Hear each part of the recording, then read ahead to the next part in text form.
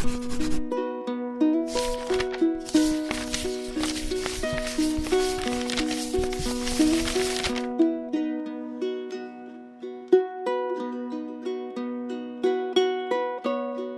is a solemn feast of the Assumption of Mary into heaven.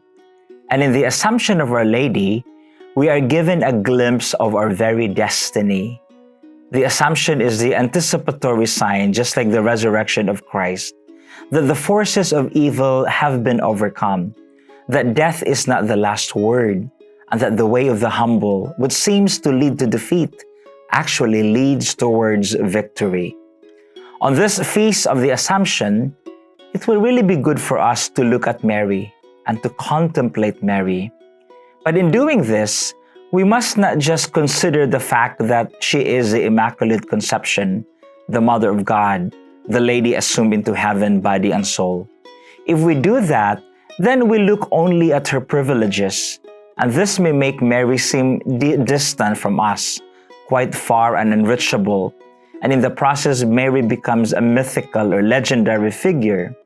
However, if we put at the center what Mary did that enabled her to become the mother of Jesus, that is, her faith, her total trust in God, then Mary becomes much closer to us, and she becomes a model for us to follow and to emulate. Blessed are you who believed, Elizabeth said to Mary in her gospel today. The greatness of Mary is not only her divine maternity, but also her deep faith, which, according to St. Augustine, made Mary conceive in her heart even before in her womb. With faith, Mary received the message of the angel. With faith, she saw in her own Son, the Son of God, who had to attend to the work of the Father. With faith, she was able to see the Son of God in the crucified one, and she received the invitation of Jesus to direct her maternal love to all men and women. Mary traversed the way of faith, and this led Mary to glory. And so Mary is to be associated in the Old Testament, not so much with Eve, the mother of humanity, but with Abraham, the father of faith, because both of them accepted the proposal of the Lord. Both answered the Lord's call, and both believed in the promise of the Lord that they would be blessed and would become a blessing for all. The result of this is fruitfulness. Dear brothers and sisters, we are called to a life of faith, and that is a life characterized essentially by a firm belief in a loving God, a firm belief in God's promise to us.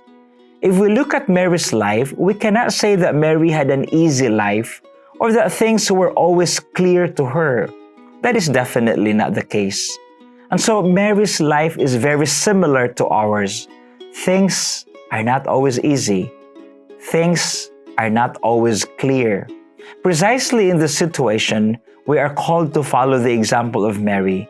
We are called to greater trust and deeper faith. Mary brought Jesus into the world, and in this way, this is the mission of all of us Christians. As Christians, we're called to bear witness to Christ in our world. As Christians, we're called to bring Christ right where we are.